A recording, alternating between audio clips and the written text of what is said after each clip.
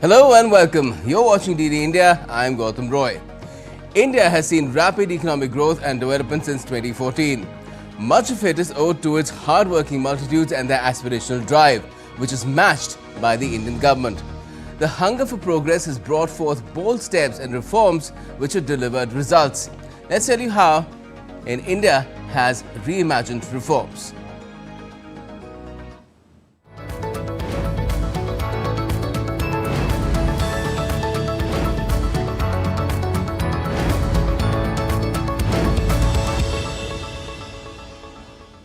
Now, right at the start of his first term in 2014, India's Prime Minister Narendra Modi had spoken of minimum government, maximum governance. The last 10 odd years has seen him delivering on that promise with results. Not only over 2,000 obsolete rules have been scrapped, but major structural and process reforms have been undertaken to make the nation the soon-to-be third largest economy in the world, with over 250 million citizens lifted out of multidimensional poverty. Take a look.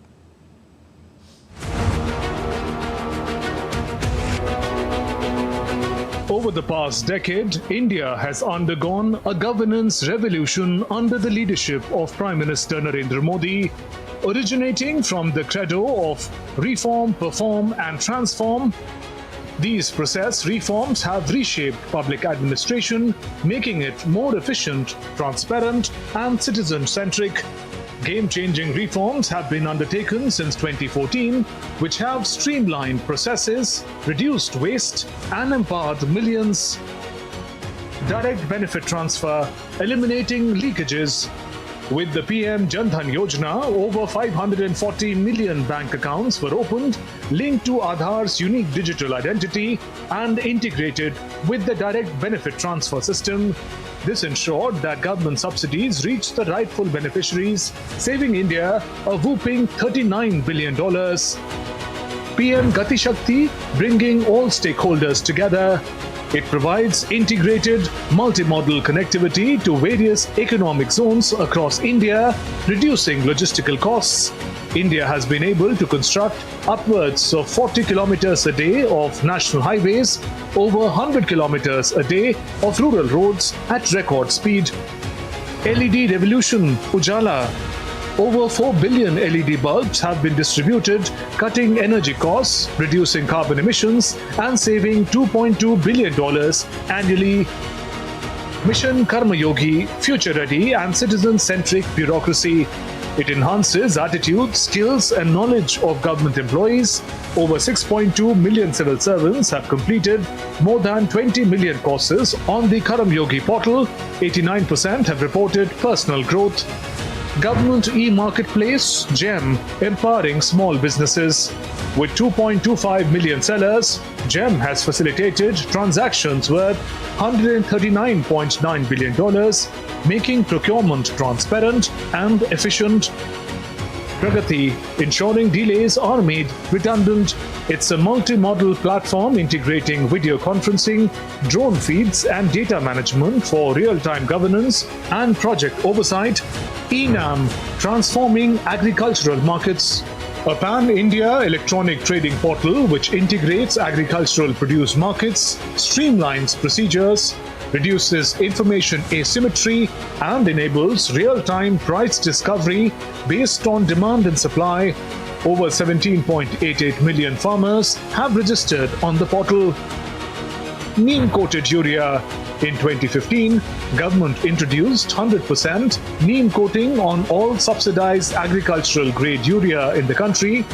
$1.14 billion annual savings are estimated with increase in crop yields. FASTag, faster, smoother travel. By eliminating all toll booth congestion, FASTag has reduced wait times to under 2 minutes, saving $320 million in fuel costs every year. From digital governance to public service delivery, these process reforms are shaping a new India, one that is faster, smarter, and more inclusive. Tripti Tripathi's report for DD India.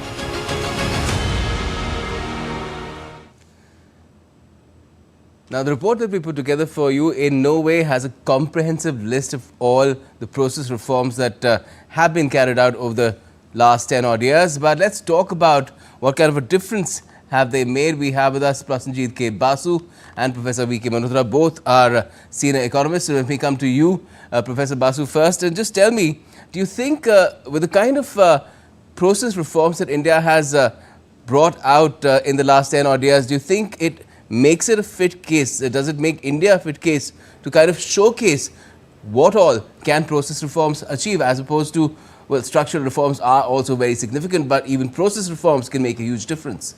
Oh, absolutely. Process reforms actually have a direct impact on people's lives, on the way business is done. It makes things a lot more efficient. Frankly, there was a lot of scope to improve. I mean, India was perhaps one of the most bureaucratic countries in the world. Having lived in 4 different countries, I have never seen a tax form as complex as India's. It's 7 times as complex as any other countries. That's the way it used to be, or do you think it's the way it used to be? So I have now moved to the new tax regime, which is much simpler, but it is more or less catching up with most of the rest of the world. Okay. The old regime, many people are still wedded to the old regime. Because of the various exemptions, etc. So some people actually like the complexity. But the point is that we have an extremely bureaucratic state. It is a post-colonial state. It's a state that was put in place during the colonial times to control us, and unfortunately that has continued. So this government has done a lot. It has altered the laws. It has eliminated a lot of redundant laws. It has eliminated things like the Tariff Commission, the Handloom Board, etc., which did no work, which were there just that existed on paper but had no work to do. So there's a lot of useless stuff that has been cut. That is part of this process reform. It is making the economy a lot more efficient. Mm-hmm. So if you think back to 10, 15, 20 years ago, India's ports were among the most inefficient in the world. So ironically, our exports would go to a place like Singapore and then be transshipped onto larger ships and then sent to the rest of the world. Now our port handling has improved dramatically, so that need for extra cost of sending our goods to a third country before it goes to the final destination is being greatly reduced. So all of this contributes to making the economy a lot more efficient and is absolutely essential. Mm-hmm. Professor Malhotra, as Professor Basu said, some of these reforms, these process reforms that were carried out over the last 10 odd years, they are novel and some are not. So why do you think those that are not novel were not undertaken earlier, and what do you think has this government done differently in terms of ensuring that these reforms are rolled out at the kind of pace and scale that they have been? Well, in fact, I feel it was long overdue, and ever since India, took or wrote on the journey of structural reforms, we must have definitely thought it very clearly that process reforms along with the structural reforms would be the need of the hour. But every time we proceeded with the structural reforms, perhaps we were thinking that our reform process has not been as efficient as we might have imagined at the stage of having the idea itself. Given that understanding and the fact that at most of the places, our hitting the targets was far lesser than what we had imagined in terms of keeping the targets before ourselves. So I do feel that removal of redundancies from the system, taking care of let's say the inefficiencies in the system, reducing bureaucratic process, file delays. So all they perhaps somewhere gave us a feeling that despite the fact we will not be in a position to move to the point or the aspirational India where we are thinking of to be, maybe among the top in the world. So the basic idea was that we should have an economy which really performs, which does not give to itself new policies and plans. But when it comes to really taking those reforms, policies, and plans to the targeted populations, it really happens relating to those population, and it brings about a change in their life. And this is, I think, where it becomes very, very important. I remember a number of economies in the world have done a good work on that. Japan and China are no exceptions to what I'm trying to say, in fact. So they ensured that whatever they think is really translated, is really implemented into the lives of the people, and there it is what makes the difference. For very, very long period of time, perhaps we had this bad feeling that despite the fact we may come out with big plans and policies, perhaps they will never reach the targeted populations. But now it's good that we have this realization, and process reforms, which is also termed as nuts and bolts reforms, is taking place. And the government has got this feeling. Of course, it is based on government's understanding of how people, how economists, how policymakers, how intelligentsia in the country thinks about the whole situation. And the whole idea is making it happen on the ground and making it reach the people who have been targeted under different policies and plans of the government. And this is when only we start delivering to the targeted population. So it is in this light that this entire initiative has to be seen. Because when we talk of comparing the best in the world, or reaching that list of the advanced countries of the developed nations, I think performance at every stage becomes very, very important thing. And this is certainly performance. we And are taking would you say, Prasenjit Basu, even leveraging tools at your disposal, especially when it is in the digital domain, do you think that is what has been happening over the last 10 odd years as well? Well, the fact that we are global leaders in digital public infrastructure makes us a ripe target for continuing process reforms, because process reforms are greatly enhanced through digital infrastructure of the sort that we are now global leaders in. So all of that is actually making life a lot easier for the typical citizen. It is making life a lot easier for the typical business. But I think there is still ample room to do a lot more. And I'm glad that there is this enormous focus, this absolutely laser-like focus on process reform and eliminating useless regulation that unnecessarily stands in the way of progress for the economy. Okay. And do you feel that that is something that can be done easily, Dr. Malhotra, because it perhaps in some cases might just mean making small tweaks, but in other cases maybe big measures might be required, maybe a relook at how things are done altogether? That's right. I think in many areas, of course, very small things would do wonders. And in many areas, we would definitely have to have a rigorous exercise of what further has to go down in the whole process, in fact. My idea of the things is that whenever we come out with the new reforms, or we talk of structural reforms, at the same time, it would be good that we start talking about how it would be taken to the real implementations, and taken to the people on the ground, in fact.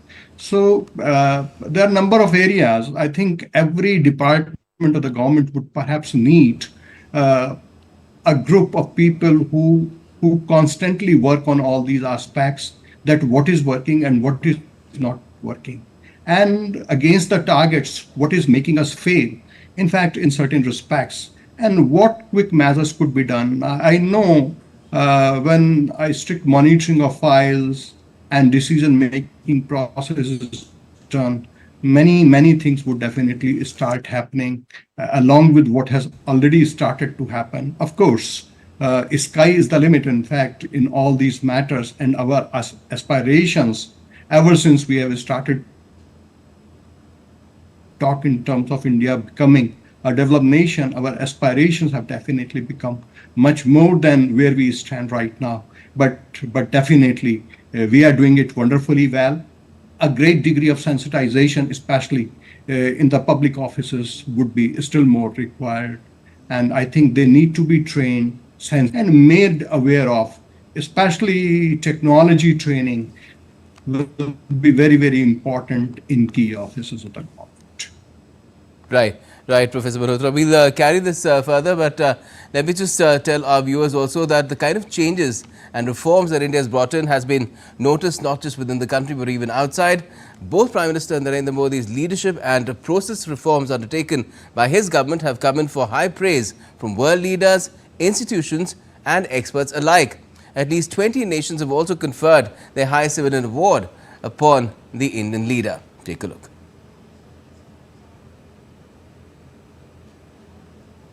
Australian Prime Minister Anthony Albanese likened his Indian counterpart to rock legend Bruce Springsteen in May 2023 during a Sydney diaspora event. Russian President Vladimir Putin can also be counted among the Indian leader's top drawer fans. In December last year, while speaking at an investment meet in Moscow, Putin praised Prime Minister Narendra Modi for his India First policies and initiatives like Make in India. Prime Minister Modi has a similar program, Make in India, and this is a very similar program to ours, and we would be ready to place our manufacturing sites in India. The Prime Minister of India and the government of India have been creating stable conditions and this is because the Indian leadership has been pursuing India comes first policy, and we believe that investments in India are profitable. More recently, on the 13th of February, US President Donald Trump was full of praise for Prime Minister Narendra Modi's leadership when he visited the White House for bilateral talks. Who has a better negotiating tactic when it comes to tariffs? Oh, he's a much tougher negotiator than me, and he's a much better negotiator than me. There's not even a contest. At least 20 nations, including the US, Russia, France, Saudi Arabia, Kuwait, Guyana, among others, have also bestowed the highest civilian award on India's Prime Minister. In December 2024, an Oxford University study credited the PM's signature Pragati platform for accelerating 340 key infrastructure projects in India worth over $205 billion. These projects had been pending for as many as 20 years. The study said the hands-on involvement of India's top leader is a key feature of Pragati platform and an essential component of its success. There's no dearth of examples where the process reforms undertaken by India during the last 10 odd years have been assessed in glowing terms by leaders and experts. It's only the result of reforms like these which have seen data emerging which says over 250 million citizens have been lifted out of multidimensional poverty in the country since 2014. Bureau Report, DD India. And it's not just about process reforms, even structural reforms like GST and the bankruptcy code have put India on the global map. Prasenjit, if I could ask you in terms of to what extent do you think these changes have brought attention to the fact that India is changing and it's ready for business and has made other nations seek partnerships, other businesses seek partnerships or to invest in India as well? Yeah, I mean, I can give you an example of The Economist magazine, which is generally not very positively inclined towards India and Modi's India in particular. It was almost obliged to have a cover story just 2 weeks ago on global deregulation.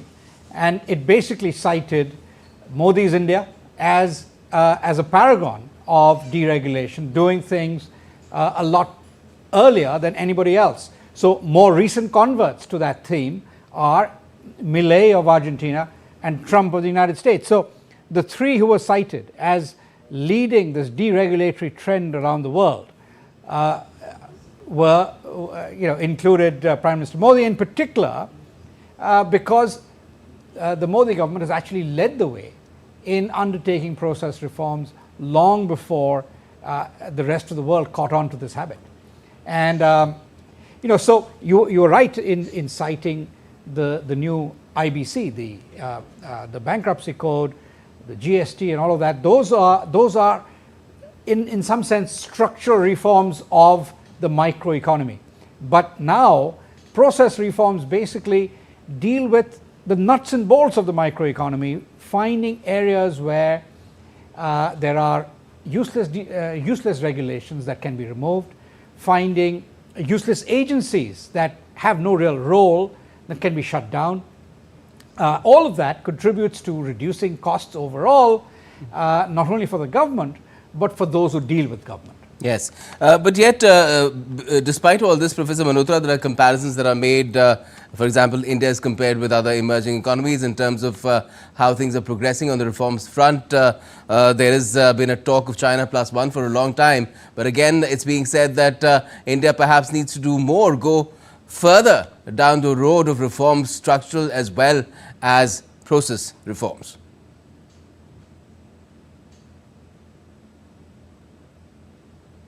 I mean, that's correct. I think we must definitely try to talk to the relevant people in all spheres of the nation's life.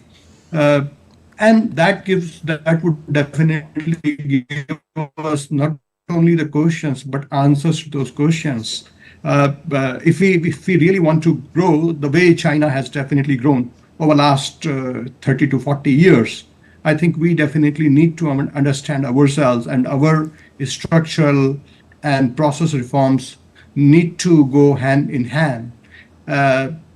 Because the first point that you raised of bringing trade to the country, bringing industry to the country, bringing investments to the country, I think we need to be much more open. We need not see people with doubt. I'm very happy to see that the government in its own document called Economic Survey this year has made it a point that regulation and over-regulation perhaps did the maximum harm to the economy. I think we have doubted for long the people who could have very productively contributed towards the economy. And now, since there is a strong realization, then the remedy would definitely lie in deregulation, digitalization, and let's say very productive investments in all spheres. But it must definitely come with a rider that whatever investment or spending that we do, we definitely have our hands-on idea of how productive those expenditures or investments are, and against the given targets that we have fixed for ourselves, how those expenditures or investments are going to contribute to the economy or maybe the general welfare of the people, where it is meant to do some good thing. And Prasenjit Basu, the way global realities, geopolitics is changing these days, protectionism, the graph is suddenly shooting up. Perhaps there will be countermeasures being taken to what the US is doing by the Europeans and others. In that sort of an environment, do you think India should press on further, should press the pedal where further reforms are concerned, or should be more watchful of what's happening? Oh, absolutely. We must continue to press on with more reforms, make our own economy more efficient and therefore more productive. And with that will automatically come gains in terms of global market share. Just 3 days ago, I bought this new iPhone 16, and I was delighted to find that it's made in India. Wonderful. I have bought 4 iPhones since coming back to India 4 years ago, and all were made in India. They started with an iPhone SE, then an iPhone 14, and now iPhone 16. Each one is made in India. So, that is emblematic of the China +1 strategy beginning to work in our favor. But the other thing is that there are these little chargers. In the past, the charger, what I call the go anywhere charger, was always purchased outside. This time I found that we have an even more efficient one made in India. So you're beginning to see the benefits of both structural and process reforms come through by way of the shift. In fact, the shift of manufacturing from China is becoming so successful that China is now apparently putting obstacles in the path of the movement of Chinese technicians, etc., who are required, because a lot of the instruction manuals are still in Chinese. So we definitely need some of those people to come here, and there are restrictions being placed by China on the movement of their experts, their equipment, their components to India. So that is, I think, emblematic of India's emerging success. Well, let's hope that we keep touching these milestones and crossing them further on as well, in terms of the path to ensuring that India's economy grows the way that it wants to and become a developed nation by 2047 or even sooner, through this path of reforms that have been charted out. Thank you for joining us and talking about it today, Prasenjit K. Basu and Professor V.K. Malhotra. Thank you. And that's all we have for the moment in this special show, India Reimagines Reforms. Do keep watching DD India for all the latest.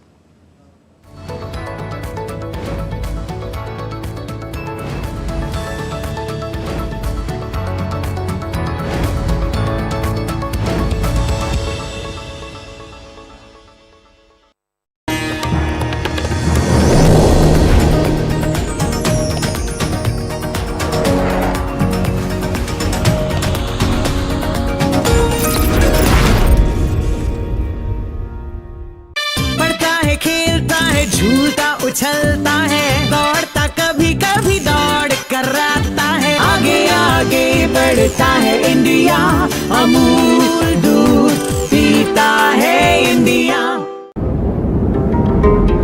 Meghalaya, the abode of clouds.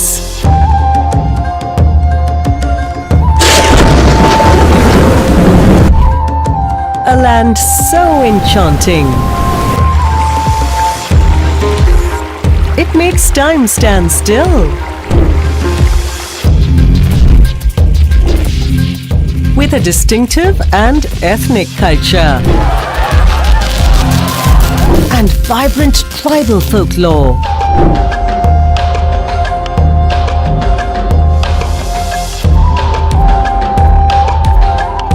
Filled with the goodness of nature. Every day here is an adventure.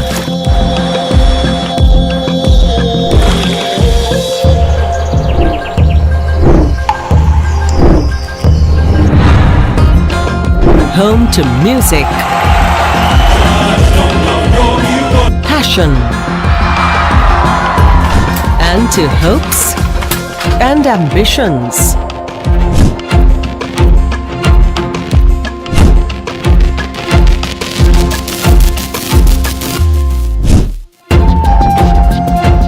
Welcome to the magical land of Meghalaya.